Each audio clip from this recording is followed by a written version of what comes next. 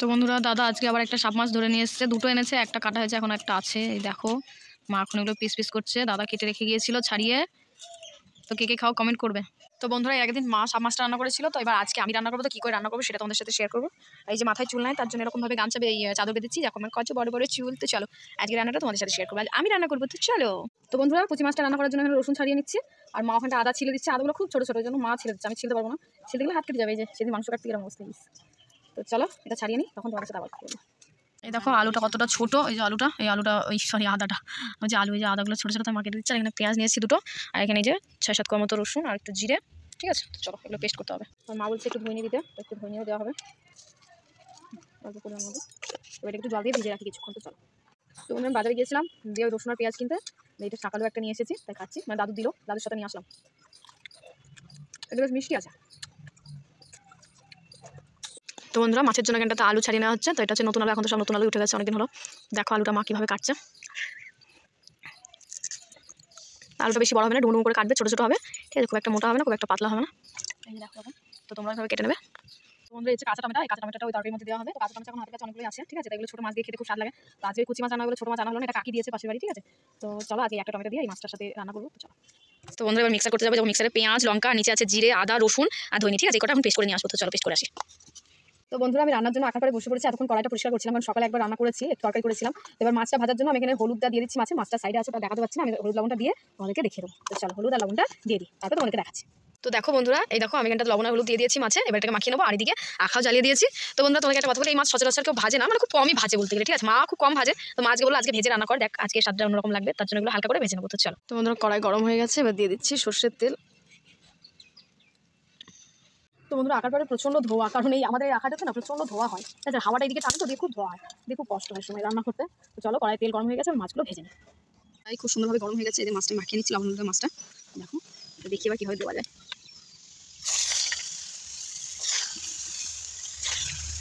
তো বন্ধুরা আমি ভেবেছিলাম মাছগুলো তো ভেঙে যেতে পারে, কিন্তু না, মাছগুলো বেশ সুন্দরভাবে ভাজা হচ্ছে, যেরকমভাবে আমরা নর্মাল মাছ ভাজি সেইভাবে ভাজা হচ্ছে। দেখো কতটা সুন্দর ভাঙেনি, কিছু হয় না। তো ভালোভাবে এগুলো আমি ভেজে নেবো। তো চলো। তো বন্ধুরা এই যে ভাজা হয়ে গেছে, আর বাকি কয়েকটা আছে সেগুলো এবার ভেজে নেবো। তো চলো ভেজে নিই। তো এখানে আলুগুলো ভাজা, এই মাছগুলো ভাজা থাকে, আমি তখন আলুগুলো একটু ভালো করে পরিষ্কার করে নিই। ঠিক আছে, 2-3 বার করে ধুয়ে নিই, নাহলে নতুন আলু তো অনেকটাই কাঁচা কাঁচা থাকে। তো চলো ভালোভাবে ধুয়ে নিই। বন্ধুরা এখানে পেঁয়াজ আর এখানে কাঁচা টমেটো কুটে নেওয়া হয়েছে। ঠিক আছে, আর এই লঙ্কাটা আলাদা, এই লঙ্কাটা এখানে দেবো না, লঙ্কাটা কপি ঝাল হবে, সেটার সাথে এটা আলাদাভাবে দেওয়া হবে।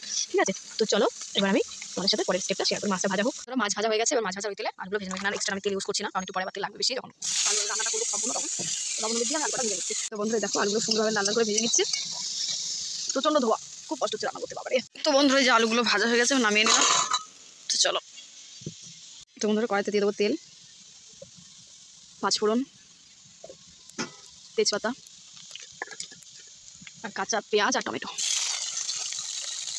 পেঁয়াজ আর টমেটোটা ভাজা হোক, আর এই যে মশলাটা বেটে রেখেছিলাম সেটা বের করে নিয়েছি। আর এর সাথে এবার দেবো বেশ পরিমাণ মতো আরও ঝালের জন্য খানিকটা পরিমাণ লঙ্কা গুঁড়ো। ঠিক আছে, কাঁচা লঙ্কা দেওয়া আছে, আর একটু শুকনো লঙ্কা গুঁড়ো দিয়ে দিলাম। আর এখানে দিয়ে দেবো পরিমাণ মতো হলুদ। ঠিক আছে, আর লবণটা আমি কষানোর সময় দেবো। তো চলো। তো পেঁয়াজ আর টমেটো ভাজা গেছে, এবার এই মশলাটা আমি এখানে দিয়ে দিচ্ছি। বাকি তোমার জলটাও দিয়ে দেবো। তো মশলাটাকে এখন ভালোভাবে কষাবো। তো মশলাটা সুন্দরভাবে কষানো হয়ে গেছে, এবার এখানে আমি দিয়ে দেবো পরিমাণ মতো লবণ আর মিট মশলা। কষানোর সময় মিট মশলাটা দিচ্ছি, তার মিট মশলার গন্ধটা অতটা লাগবে না। পরিমাণ মতো লবণ দিয়ে দিলাম। তো বন্ধুরা লবণটা দেওয়ার পরে আরেকটু জল দেবো, জল দিয়ে আরেকটু কষিয়ে নেবো। তো চলো। দেখো উপর থেকে তেল ছেড়ে দিয়েছে। তো এবার আলুগুলো দিয়ে দেবো। এখানে পেঁয়াজ আর টমেটোটা খুব সুন্দরভাবে গলে গেছে, এবার আলুগুলো ভেজে রাখা আলুগুলো এখানে দিয়ে দিচ্ছি। আমি কিছুক্ষণ ভালোভাবে কষিয়ে নিচ্ছি। তো আলুটা সুন্দরভাবে কষানোর পরে এবার ভেজে রাখা মাছগুলো আমি এখানে দিয়ে দেবো।